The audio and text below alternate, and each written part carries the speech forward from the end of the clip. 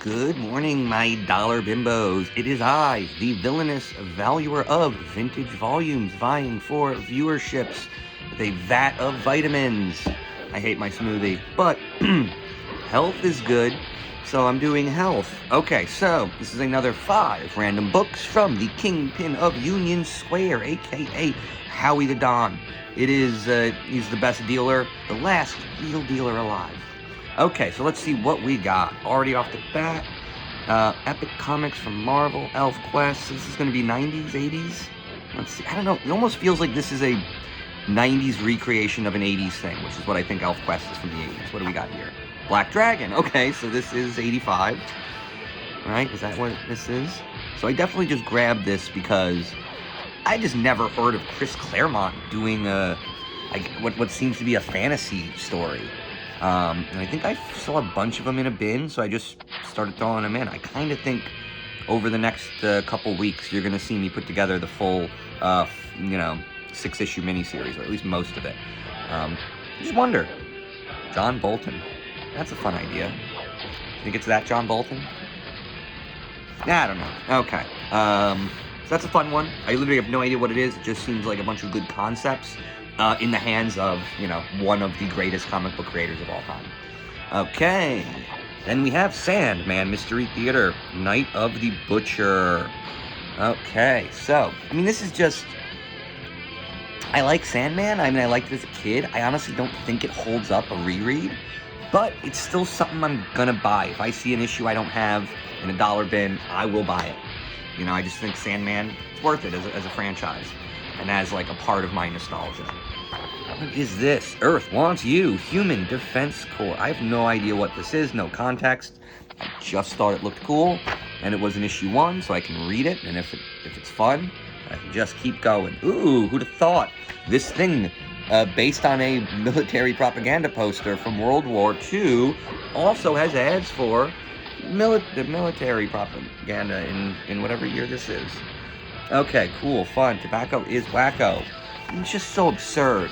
Hey guys, don't smoke, but join the fucking army. Like, come on, man. We all know what hurts people, and it's guns and war. More so than tobacco. Tobacco's bad. Not a fan of tobacco. I use it. Not a fan of it. So what is this? Topps Max cards. This is just going to be a Max comic book, is it? 1993, Sam Keith.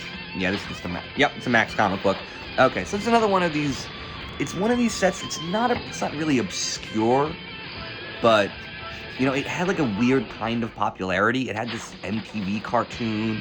It was popular in its weird way, but it just doesn't get talked about much. And so I'm definitely trying to build a complete run of this. I've been able to get a few issue number 1s pretty cheap. And so now it's, basically after issue number 1, everything's a dollar bin book. And anyone charging you more than $1 for a book, I think maybe the final issue might have been rare, like rarer than others. But like I said, I think maybe 1 or 2 issues in the series are worth more than $1. Maybe the first, definitely the first, maybe the last. Nothing in the middle is worth anything. But it's a great story. It's freaking weird. Buy Max if you can. Read Max if you can. Let me know what you think. Oh, and The Boys. Okay. So this is a weird one. I honestly don't know why I'm buying these in dollar bins, because quite frankly, I didn't like the story. I read it, and it felt like Garth Ennis no longer... Everyone gets talked past the idea of something being satire, right? So the idea is on satire, you sort of have to like heighten it and make the evil worse so that people don't do the thing that isn't that bad in real life. But ultimately, I just feel like The Boys just didn't really make sense thematically. It felt like shock value for the sake of shock, but it didn't really feel, it felt toothless in terms of commentary, it's dark, but I joked that it felt like it was written for school shooters. It didn't seem like the kind of comic that could possibly make an angry person less angry, or make a smarter person even smarter. But it could definitely make an angry person smarter, or an angry person more angry, or a smart person more angry, right? It just didn't seem like it was helpful. So I never really liked the story, but I know it's popular, and so if you're gonna put it in a dollar bin, I'll probably grab it, just because I'm sure somebody will give me $2 to $3 for it later. But ultimately, I think it's a franchise that comics as a cultured in need, but dark, violent content creates profitable outliers for an industry based on violence, unfortunately. You know, the idea that one of the guys that, Isaac Perlmutter, the guy that took over Marvel Comics and made Punisher and guns and anti-heroes the name of the game in the 90s, he used to work for the Remington Firearms family.